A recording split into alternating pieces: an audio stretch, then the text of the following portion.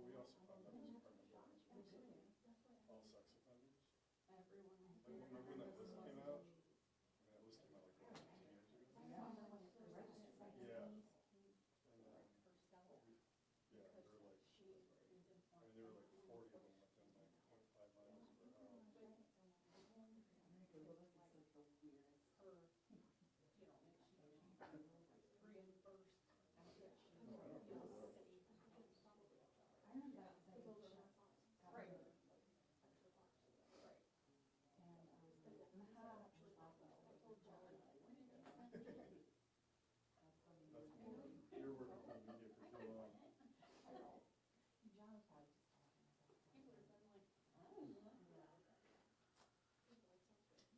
And then, yeah, they were like, I mean, there were like 40 of them within like 0.5 miles of our house. You're working for the media for too long. We have houses over there. Remember that? Vegetation. From West Toledo? You're over there, aren't you? Don't you have houses there? Literally. It's by the boat. It's by the boat? Yeah. I've got a house over there. How many houses do you have now? Is that picking up? People paying the rent? Actually, I am right now where finally where everything is even. More or less. I've got one. I started doing everybody. Oh, because none of them have the financial skills to hold on to money for that long. for a month. So everybody started paying. I'm charging them because I'm charging extra.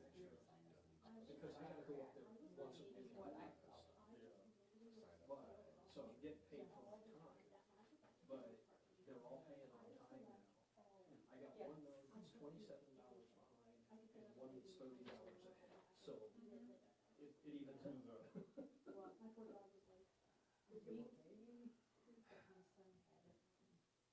So yeah, all I gotta do now, so as long as but yeah, when I took them all down a weekend, because every one of them was like, The younger?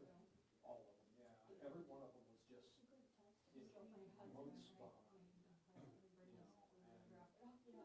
months behind, and then they finally, as I got, I worked with them, as I finally got caught up, I was like, look, you just want to go weekly, here's what I'm willing to do.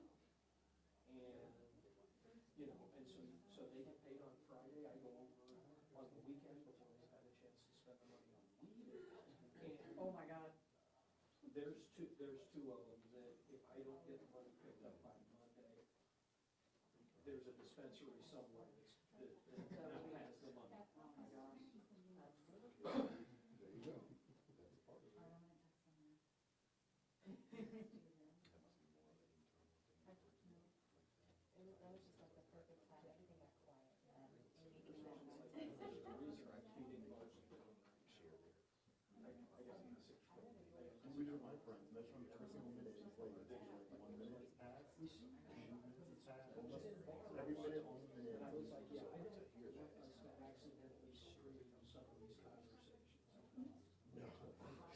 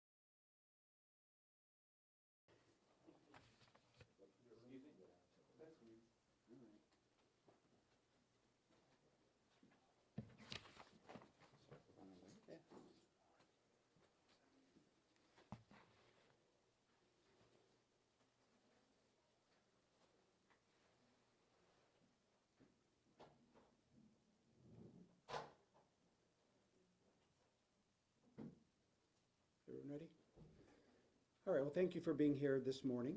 A few years ago, I think it was about 2 years ago, frankly, during a time when crime, and in particular violent crime in Toledo, was higher than any one of us wanted it to be, we made the commitment, whether the news was good or bad, to release quarterly updates to the public on the progress we're making. Part of accountability and transparency is to communicate how we're doing, whether the numbers were good or bad. We made that commitment. And we've honored it.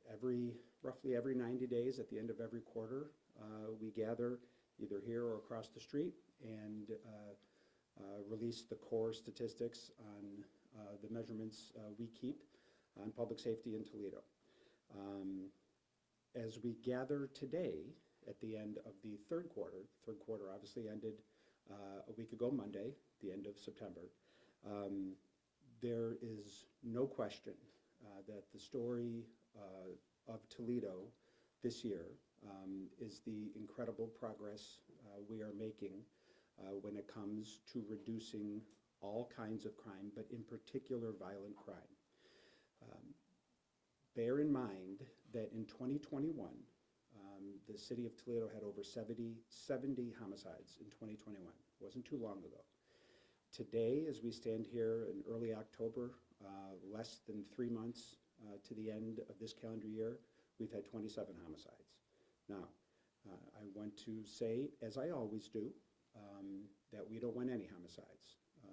Each one of those individuals represents a human life and someone who had people who loved him or her, and our goal is to not rest until those numbers are at zero, even as we maybe intellectually understand that that's probably unlikely to happen in any community in this country. That's still our goal. And as we talk about it, we keep that in mind. However, to be standing here today with less than 3 months left in this year, having seen 27 homicides, and about 3 years ago, we saw over 70 homicides. It can't be interpreted any other way, other than to say that we are a much safer city than we were last year, and the year before, and the year before. We have shown steady progress since 2021, and the numbers continue to get better. They have gone steadily down now for the better part of 3 years. You might recall that at the end of last year, we saw I believe it was 32%, I know it was over 30%, I think it was a 32% reduction in homicides from 2022 to 2023. You might say, well, homicides went down nationwide from 22 to 23, and that's true, but the national average was about 10%. What we saw in Toledo was better than 3 times the national average. We are over 30% in our reduction in homicides. So then you might say, as we enter 2024, well, with such a large percentage decrease year over year, if you remember fractions in 5th or 6th grade, it's going to be hard to show progress the next year because we already had such a large reduction the year before. And yet today, we're talking about an additional 16% reduction in homicides from where we were this time last year. So again, a reduction from 2022 to 2023 of over 30%, 3 times the national average. And then now we've added on top of that this year an additional 16% reduction in homicides. This is progress, and this is an indication that our plan is working. Again, I'm just going to say again, of course we're not satisfied until the number is 0. But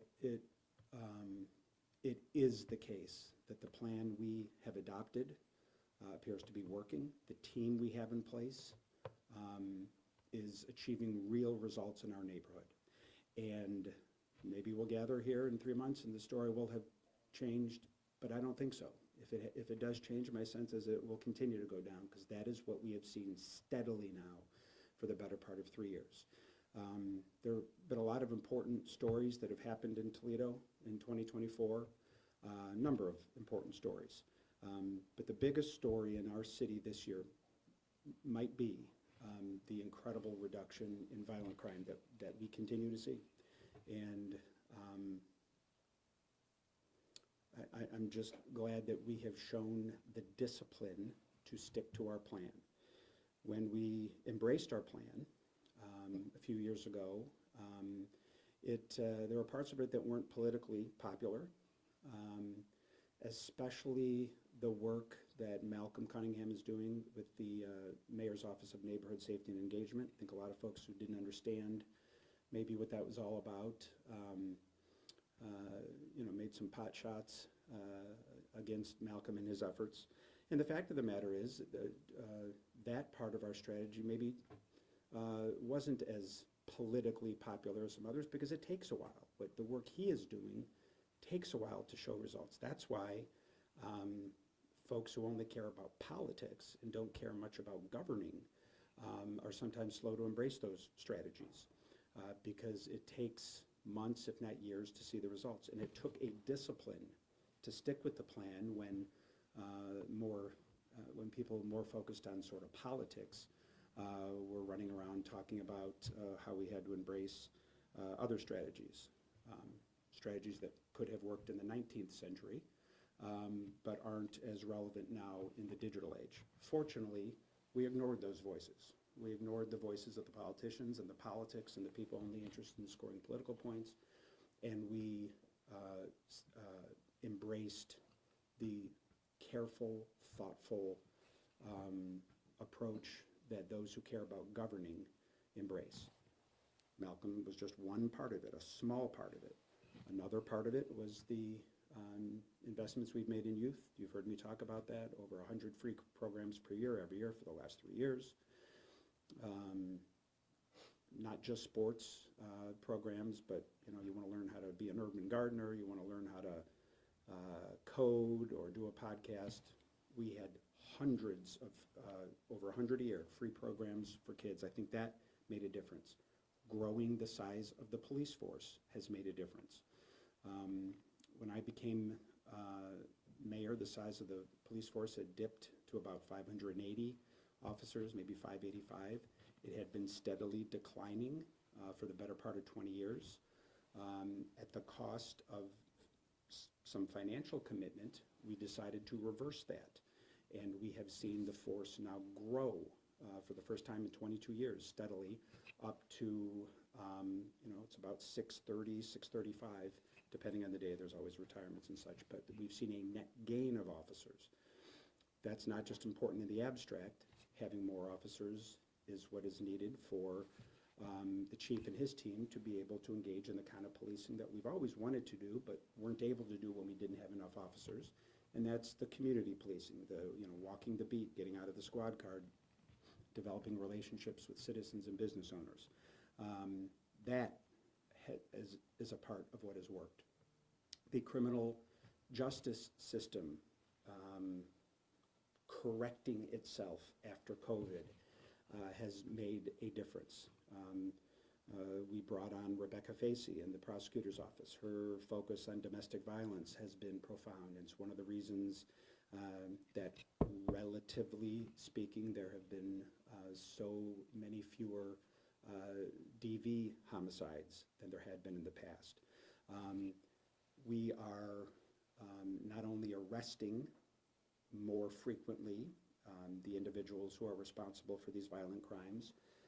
Now that we can have jury trials again, which we couldn't do during COVID, now that the backlog in the criminal justice system has caught up, these individuals are being sentenced and put behind bars at a rate that was not the case during the worst of COVID. That's another part of it. And so I think what I'm trying to convey here is that there wasn't any one magical thing that we've done to show this incredible improvement. It's everything. It's every little thing stacked on top of one another as part of a larger plan that has allowed us to enjoy the success we have seen. And I would be remiss if I didn't point out one other factor that has happened during this time, and that is bringing on a chief of police who has proven to be excellent, and has been excellent, and the results speak for themselves. So I'm going to turn it over to him now, not only to talk about maybe the more logistical aspects of these stats, but as recognition that part of our formula that is now so clearly proven successful is the leadership that he has shown. And I'm glad he's on our team. And so I'd like to turn over to the Chief of Police, Mike Troendle. Thank you, sir. All right, good morning, everybody. So just to try to piggyback off the mayor's comments, there's a lot of stuff that he's covered there that hits at the heart of the matter, if you will. One thing that he talked about is arresting more of our shooters and those people that are committing homicides. This year, we have a 93% homicide clearance rate. National average is 50 to 55%. Last year, we had a 70% clearance rate. We are doing a great job investigating these homicides, these shootings, and making sure that we are actually apprehending those responsible. To the point that what I feel is a part of our big success in reducing our shootings, our homicides, is the fact that we have arrested a lot of the right people, and those are currently behind bars.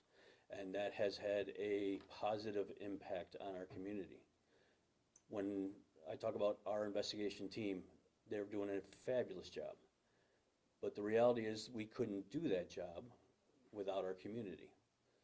Our community has continually stepped up over the last couple of years and helped us on these investigations. And for that, I am very thankful.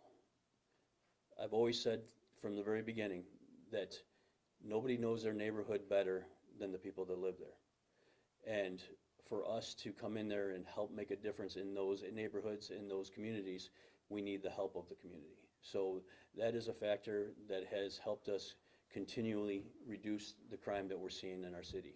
And that can't be praised enough.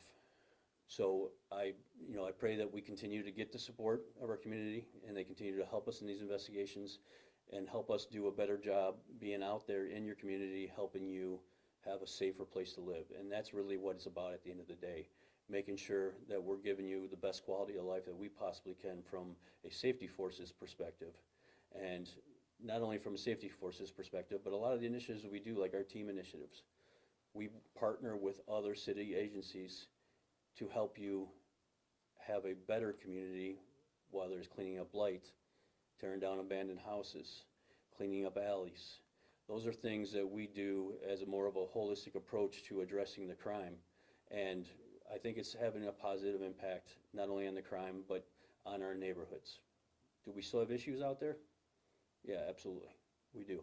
There's no doubt about it.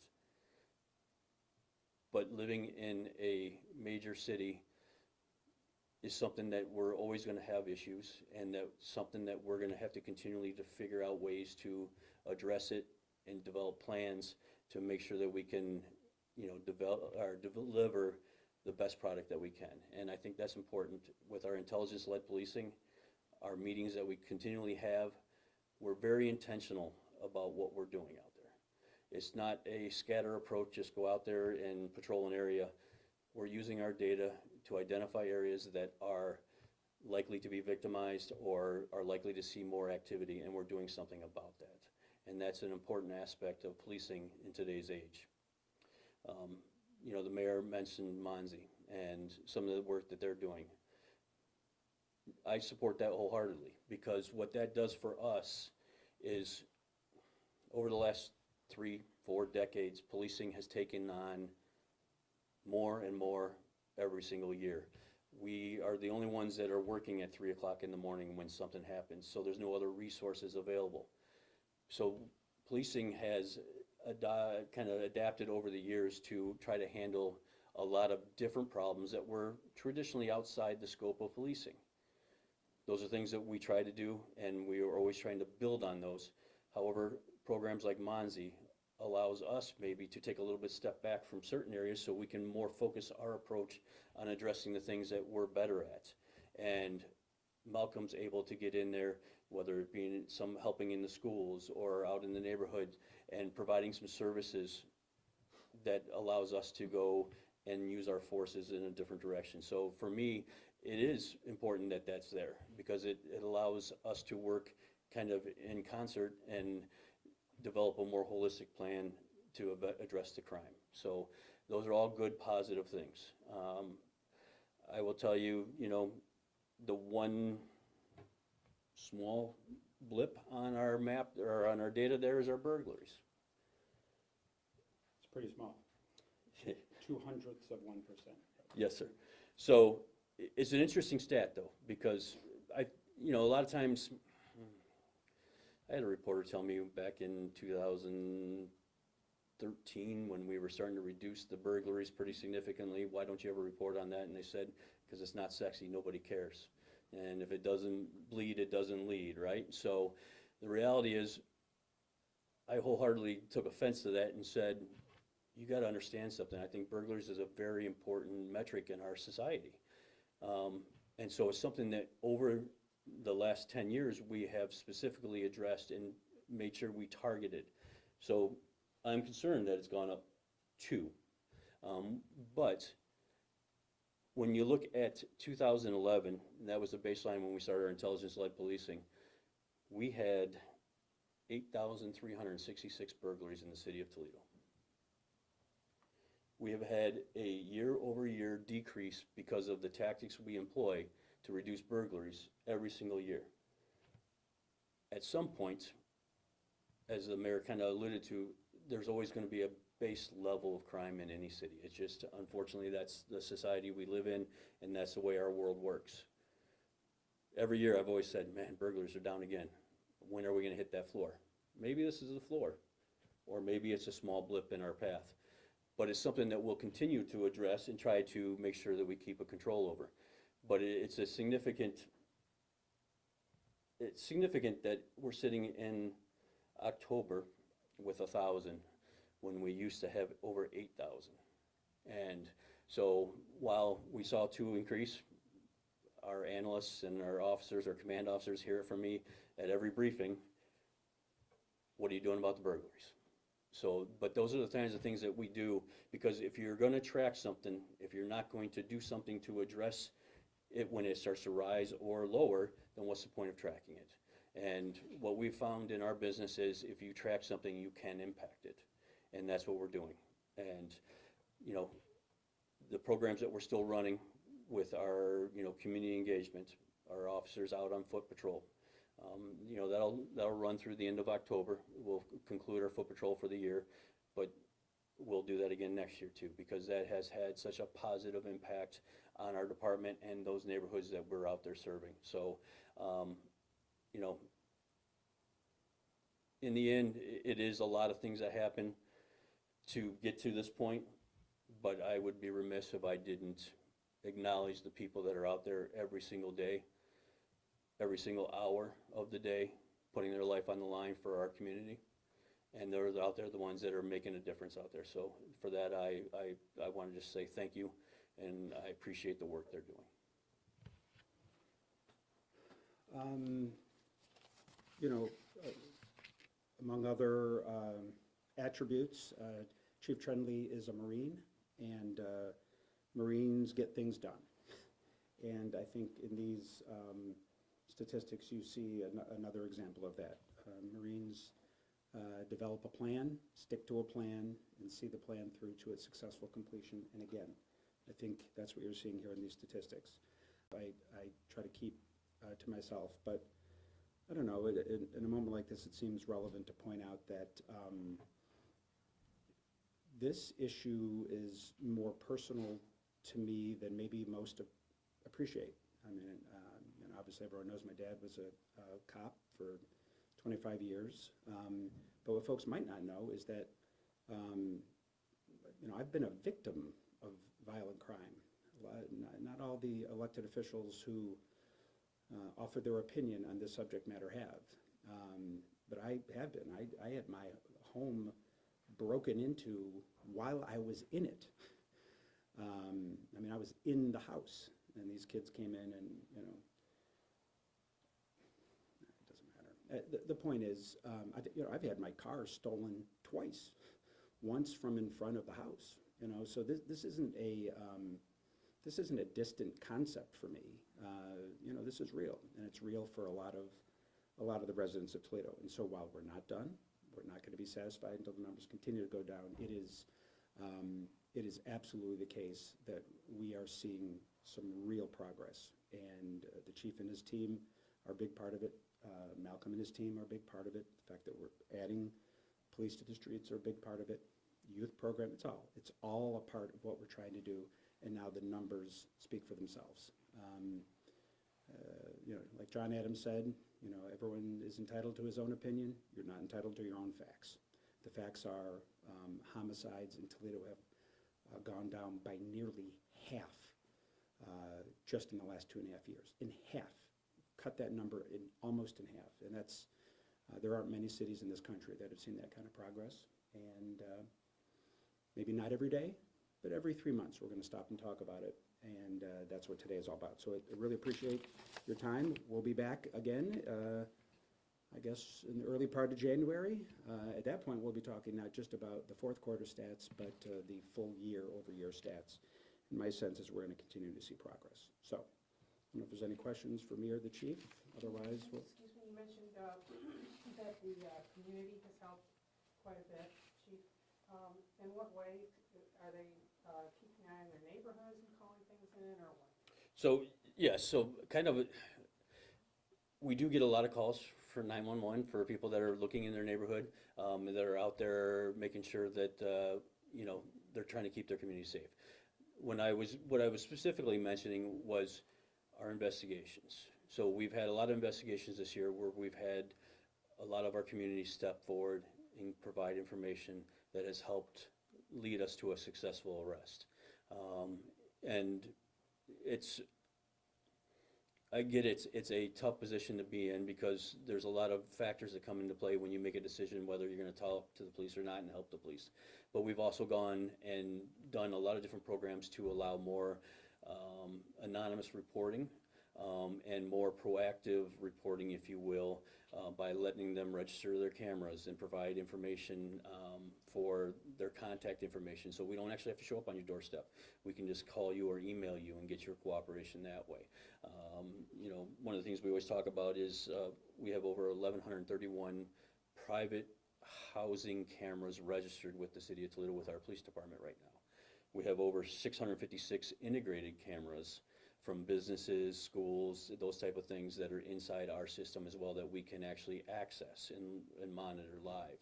So those are all things that help us do our job better. So yes, we do have a lot of people that are out there that will call us when they see something, which is, we're aware that they want to help us too.